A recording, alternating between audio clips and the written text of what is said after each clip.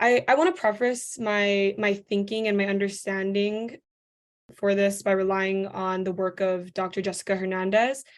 And she's coined the term eco-colonialism, which includes three layers. And so the first is the governing of natural resources without the consultation of Indigenous people and not respecting Indigenous sovereignty, which goes back to what I had mentioned earlier about protected landscapes.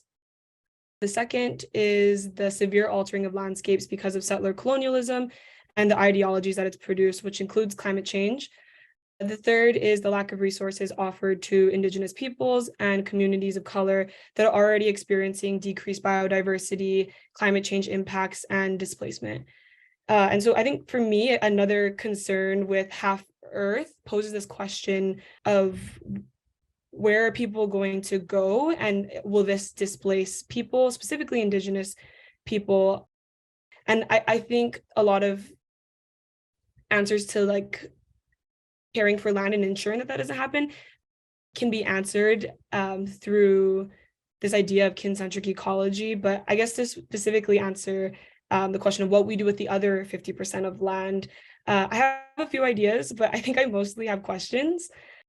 And so I guess to start, I think Indigenous people have converted deserts into gardens and dry lands into taro farms and numerous different landscapes into thriving ecosystems through their place-based kincentric ecology.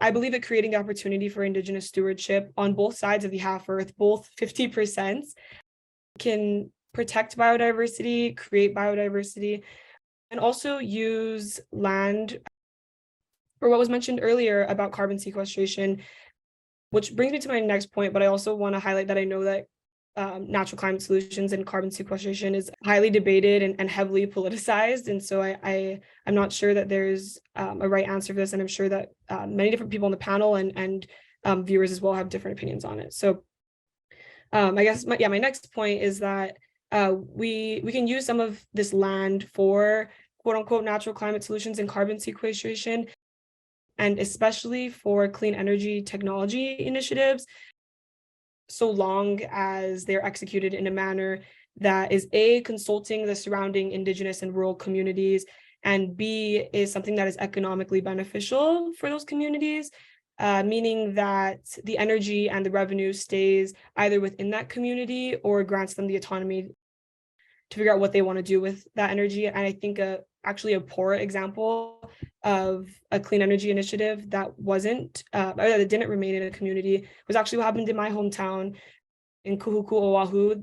They built windmills right behind our elementary school and high school after the community repeatedly asked for them not to be built. And you can find more information on this by looking up Kuhuku wind turbines. And the energy doesn't stay within our community, and we have no autonomy over where it goes. And so it's redirected into Waikiki and into Honolulu, which are heavily tourist areas, and predominantly non-Hawaiians live there. Yeah. And so I guess to move on to, I guess, some questions that I would want to pose are just, how do we ensure that 50% of the land we are aiming to preserve doesn't displace Indigenous and rural communities? And in the case that it does, because of climate change migration, how do we ensure that people have access to continual cultural practices and kinship to the land? And how feasible and seriously realistic is splitting up our efforts into 50% protected land and then 50% non-protected? I think it may be a little idealistic, and I think we need a more innovative and realistic approach to biodiversity protection.